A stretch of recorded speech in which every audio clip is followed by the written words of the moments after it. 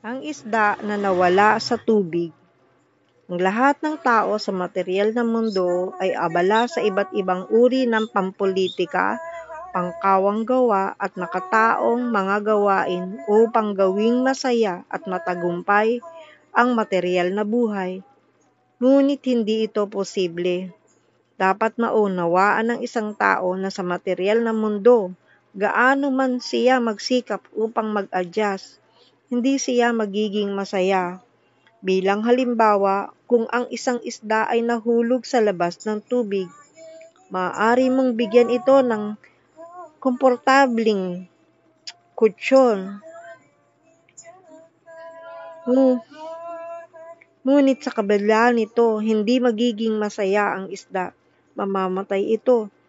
Dahil ang isda ay isang hayop ng tubig. Hindi ito magiging masaya ng walang tubig. Gayon din, tayong lahat ay mga espiritual na kaluluwa.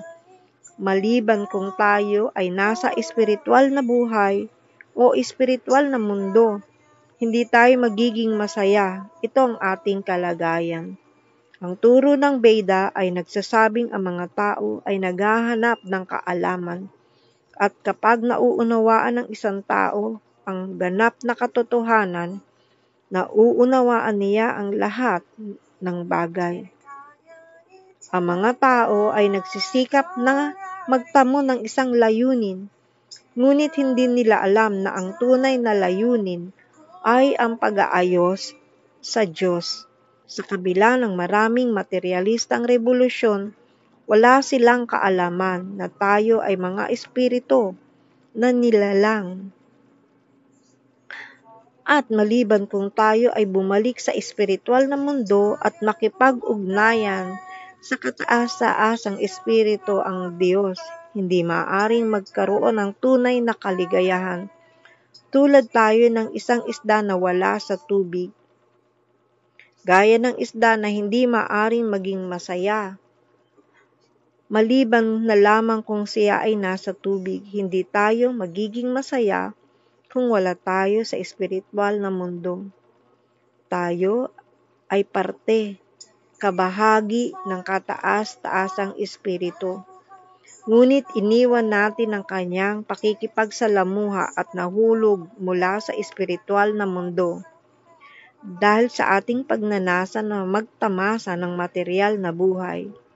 Kaya maliban kung muling magising ang ating pangunawa sa ating espiritual na kalagayan at bumalik sa ating tahanan na sa espiritual na mundo, hindi tayo magiging masaya. Maaari tayo magpatuloy sa teorya ng maraming buhay, ngunit makikita lamang natin ang paulit-ulit na mga revolusyon. Ang lumang kaayusan ay nagbabago. Binibigay ang lugar nito sa bago. O sa ibang salita, inuulit ng kasaysayan ang sarili nito.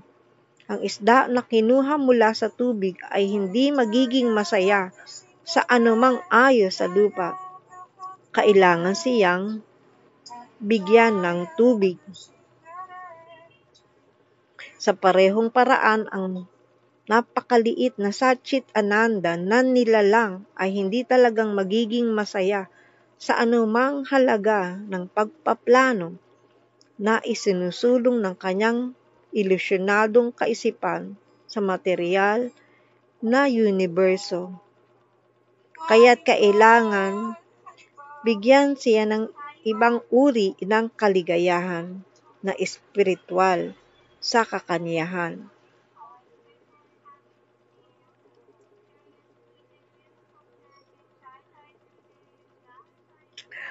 Ang itinataguyod ni Lord Chaitanya Mahaprabhu sa pamamagitan ng mga devosyonal na gawain.